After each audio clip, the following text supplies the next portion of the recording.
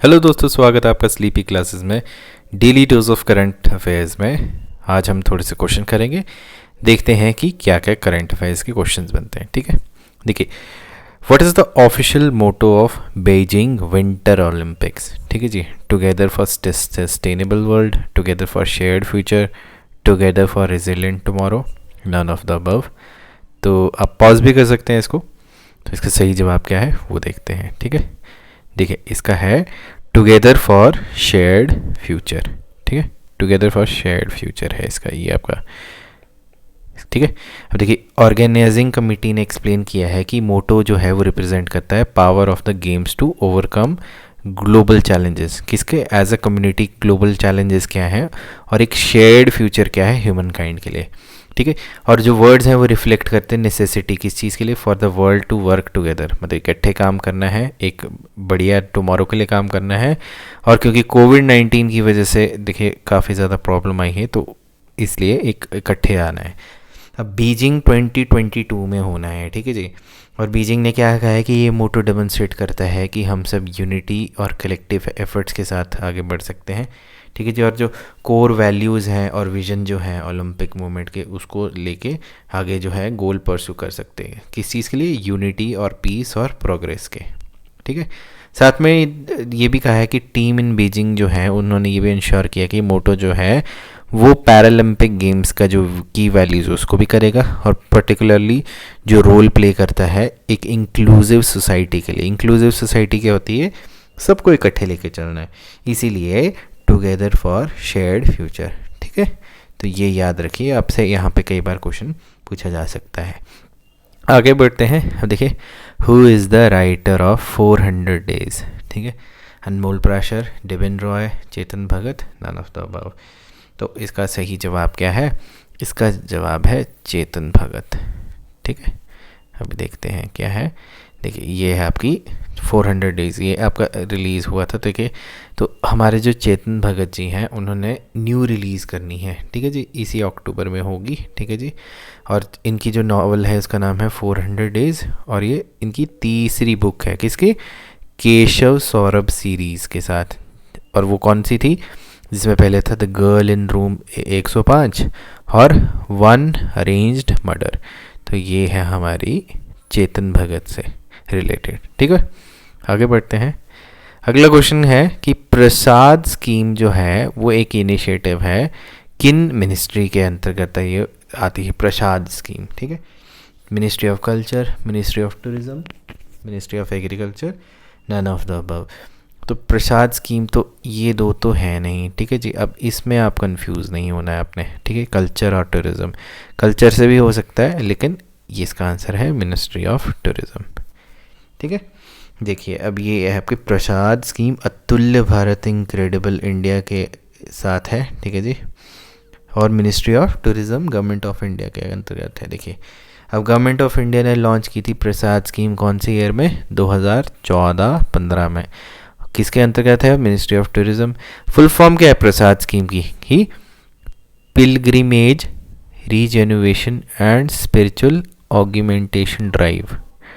ऐसे ही नहीं, मतलब प्रसाद, मतलब हम जब मंदिर या गुरुद्वारे में जाते हैं तो वो तो होता ही है, लेकिन प्रसाद स्कीम जो है ये है pilgrimage rejuvenation and spiritual augmentation drive. ठीक है, अब ये स्कीम किस चीज़ पे फोकस करती है? ये स्कीम फोकस करती है on developing and identifying pilgrimage sites जो है। ठीक है, तो अब कमेंट सेक्शन में बताइए, ये जो आपको फ़ोटो दिख रही है ये कौन कौन सी पिलग्रिमेज साइट्स हैं। ठीक है, कमेंट सेक्शन में बताइए। ठीक है, और इन्होंने पिलग्रिमेज साइट्स को आइडेंटिफाई करना अक्रॉस इंडिया, और ताकि for enriching the religious tourism experience. Religious tourism experience जो है इंडिया में काफ़ी ज़्यादा है, क्योंकि हमारे देखिए, अगर नॉर्थ से लेके साउथ, ईस्ट से लेके वेस्ट से लेके ईस्ट तक, ये आपका ईस्ट है, ये वेस्ट है, और बीच में आपका जो नॉर्थ मतलब सेंट्रल है, आपके बहुत ज़्यादा रिलीजियस आपकी वो प्लेसेस हैं। ठीक है जी, तो it is very very important कि रिलीजियस टूरिज़्म को एक्सपीरियंस को एक एनहांस तरीके से हम करें। ठीक है, और इनका एम क्या है? इस एम है टू इंटीग्रेट पिलग्रिमेज डेस्टिनेशन। ठीक है जी, पिलग्रिमेज डेस्टिनेशन को करना है, प्रायोरिटाइज करना है, प्लान करना है और एक सस्टेनेबल मैनर में प्रोवाइड करना है complete religious tourism experiences. Specially जो हमारे बुज़ुर्ग होते हैं वो काफ़ी ज़्यादा इस पे फोकस रखते हैं कि हाँ हमें जाना है, ठीक है। जैसे आपको पता है कि 4 धाम यात्रा भी होती है, ठीक है। अब देखिए the growth of domestic tourism जो है, ग्रोथ ऑफ डोमेस्टिक टूरिज़्म ये किस पे है, ये ह्यूजली डिपेंड करता है पिलग्रिमेज टूरिज़्म पे, और इसकी जो पोटेंशियल को टैप करने के लिए पिलग्रिमेज टूरिज़्म पे फोकस है। इसलिए एक होलिस्टिक डेवलपमेंट जो है वो सिलेक्टेड पिलग्रिमेज डेस्टिनेशंस पे है। आपको पता है कि हमारी आजकल ट्रेन्स भी चलती हैं, ठीक है। और प्रसाद स्कीम का एम जो है वो इंडिया के इसलिए है कि डेवलपमेंट और प्रमोशन करनी है religious tourism in India.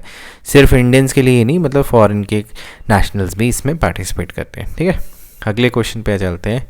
World's highest electric vehicle charging station जो है अभी रिसेंटली इनाग्रेट हुआ है, ठीक है जी। हाईएस्ट इलेक्ट्रिक व्हीकल, अब देखिए ये कहाँ पे है, सिक्किम में है, हिमाचल में है, JNK में है या अरुणाचल प्रदेश में है। तो इसका सही जवाब क्या है, इसका सही जवाब है हिमाचल प्रदेश, ठीक है। देखिए ये world highest EV charging station है, कहाँ पे है, देखिए पुणे बेस्ड EV चार्जिंग ने एक इंफ्रा स्टार्टअप जो है जिसका नाम है GoEgo नेटवर्क, उन्होंने इंस्टॉल किया है एक इलेक्ट्रिक व्हीकल चार्जिंग फैसिलिटी। कहाँ, काजा में, कहाँ, स्पीति वैली में। लाहौल एंड स्पीति एक डिस्ट्रिक्ट है हिमाचल प्रदेश में, ठीक है जी। स्पीति वैली के काजा में बहुत ही हाईएस्ट है, एक हाईएस्ट EV चार्जिंग स्टेशन बनाया गया है, ठीक है जी। और भारत AC और ड्यूल सॉकेट टाइप 2 चार्जर का जो है वो यहाँ पे इंस्टॉल किया गया है, और ठीक है, और by the company in the western Himalayas, ठीक है। ये कहाँ पे है, लाहौल स्पीति वेस्टर्न हिमालयस में, ठीक है। और ये एक मेक इन इंडिया का सर्टिफिकेशन भी मिला है इसको, और इसकी जो ARI की जो और OCI की सर्टिफिकेशन है वो भी मिली है। और ये क्या कैटर करेगी, इलेक्ट्रिक व्हीकल जो कि स्कूटर्स और कार है, ठीक है जी, उस पर कंप्लाइंस करेगी। आपको पता है कि हम इलेक्ट्रिक व्हीकल्स पे जा रहे हैं। इनफैक्ट हिमाचल गवर्नमेंट तो 2030 तक अपनी सारी की सारी सरकारी गाड़ियों को इलेक्ट्रीफाई करने की सोच रहा है, ठीक है। अब GoEgo जो है उसने TVS मोटर के साथ कोलैबोरेट किया है और वो EV इंफ्रास्ट्रक्चर को प्रमोट कर रहा है, कहाँ पे, हिमाचल प्रदेश में। तो ये एक काफ़ी ज़्यादा अच्छी न्यूज़ है, ठीक है जी। ये नेशनल एग्जामिनेशंस में भी पूछा जा सकता है और हिमाचल बेस्ड एग्जामिनेशन में भी ये क्वेश्चन आ सकता है, ठीक है। चलिए अगले क्वेश्चन में चलते हैं कि ऑलराउंडर मोइन अली जो हैं उन्होंने अभी रिसेंटली टेस्ट क्रिकेट से अपनी रिटायरमेंट अनाउंस करी है। तो ये कौन से कंट्री से बिलोंग करते हैं, Bangladesh, Pakistan, England, south Africa.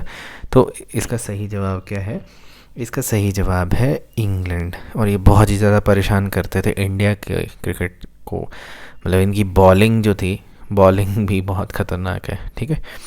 तो देखिए अब मोइन अली ने अनाउंस कर दी है रिटायरमेंट फ्रॉम टेस्ट क्रिकेट, ठीक है जी। और जो अब ये कहते हैं कि मैं वाइट बॉल फॉर्मेट पे ही फोकस करूँगा। वाइट बॉल फॉर्मेट कौन सा होता है हमारा, देखिए टेस्ट क्रिकेट में 2 टाइप की बॉल से खेला जाता है, रेड बॉल और अभी रिसेंटली पिंक बॉल है। पिंक बॉल जो है वो कब यूज़ हुई है, वो जब आपकी जो डे और नाइट में यूज़ हो रही है। आपको पता होना चाहिए कि टेस्ट क्रिकेट अब डे एंड नाइट में भी होता है। तो ये आ गई आपकी टेस्ट क्रिकेट की।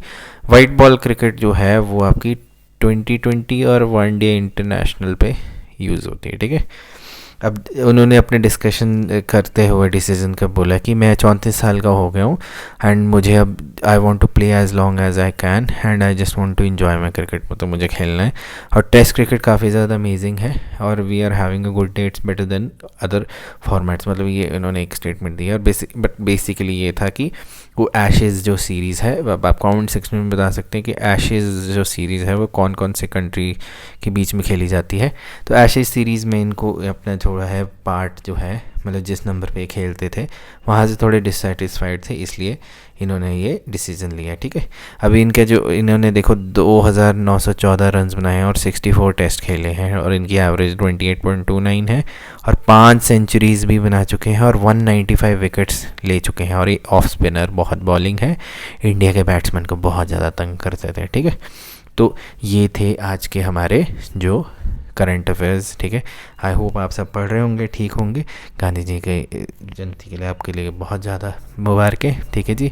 तब तक के लिए नमस्कार, टेक केयर। मेरा नाम है अभय, मिलते हैं नेक्स्ट लेक्चर के साथ।